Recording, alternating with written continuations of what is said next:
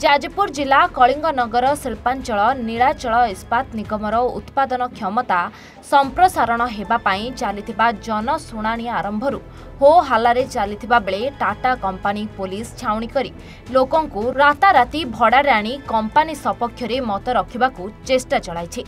विरोध करबाकु थिबा स्थानीय लोक और संगठन को मत रखिबाकु सुजोग कम मिलुछि।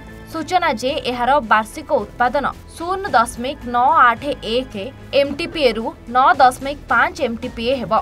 एथिपाई परिवेश मंजूरी जनशुणाणी आज हेउथिबा बेले एहाकु घोर विरोध हेउथिबा देखिबाकु मिलिछि। स्थानीय लोकंको कहिबा कथा नीलाचल कारखाना चारि पाखरे थिबा गाँर लोक प्रदूषण रे रही पारुनाहांती।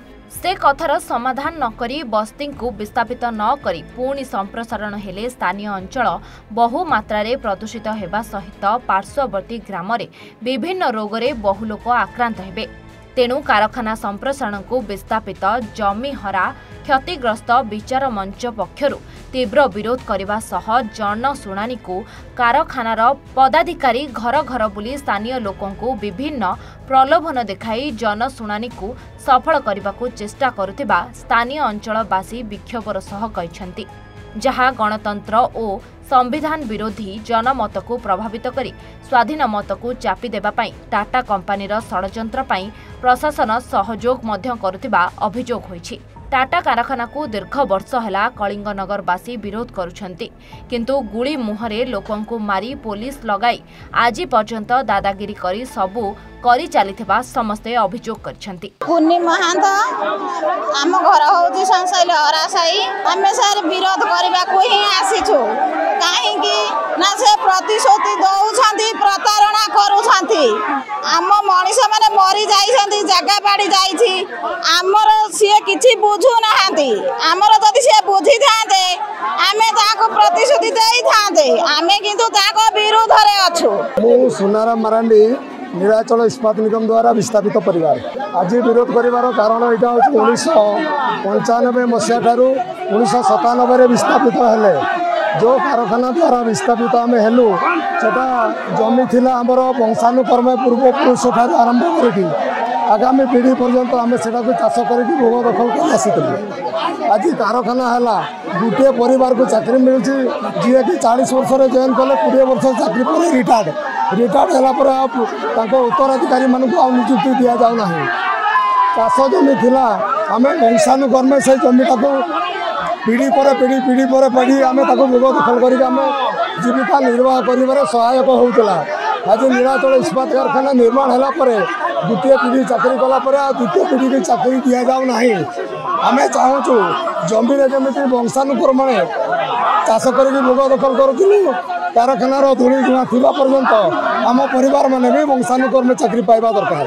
बारागाड़िया ग्राम पंचायत समिति सभ्य शुणु आज्ञा प्रथम जिनस जो जनशुणाणी टाटा स्टील आज प्रशासन माध्यम करुच्ची ये जनशुणाणी प्रकृत में जो एरिया आफेक्टेड एरिया से एरिया हवा कथा किंतु कहा स्वार्थ टाटा कंपनी आज 16 किलोमीटर डिस्टेंस करुच्ची से जिनसा आम आपण माध्यम पचार चाहूँ। जदि जनशुणाणी आज सफल है आगक न्याय जल विस्थापित परिवार को न्याय दरकार। बारागाड़िया पंचायत और सारंगपुर पंचायत को विस्थापन करने दरकार। एटा जदि नहला आम भविष्य में कलिंगनगर अशांत कर। मो ना हूँ स्वर्णलता बनारा गोबरघाटी पूर्वतन सरपंच। जनशुणाणी को आम विरोध करुचु जहाँफल कि आज पर्यंत लोकों समस्या आज पर्यंत दूर होनी। टाटा कंपनी तार स्वार्थ गंडागिरी करुच्ची एवं बहुत लोकों को लेकिन ये जनशुणाणी करुच्ची किंतु से माने बाहर लोक आसिक जनशुणाणी भाग नहीं किंतु आम घोर विरोध करुचु जहाँफल कि एठिकार समस्या आज पर्यंत समस्या ही अच्छी ताको आज पर्यंत समाधान होनी। एठिकार लोक आज पर्यंत जहाँफल कि से उपकृत हो पारि ना आज पर्यंत से लोक मानकर पट्टा मिली नहीं। आज पर्यंत से बेकारी युवक युवती मान चाकरी मिली नहीं। ये बहुत समस्या तापर जो मैंने नीलाचल भी विस्थापित होती से माने भोक उपास भी मरुंट समस्या भी आज पर्यंत कंपनी बुझुना सरकार भी बुझुना।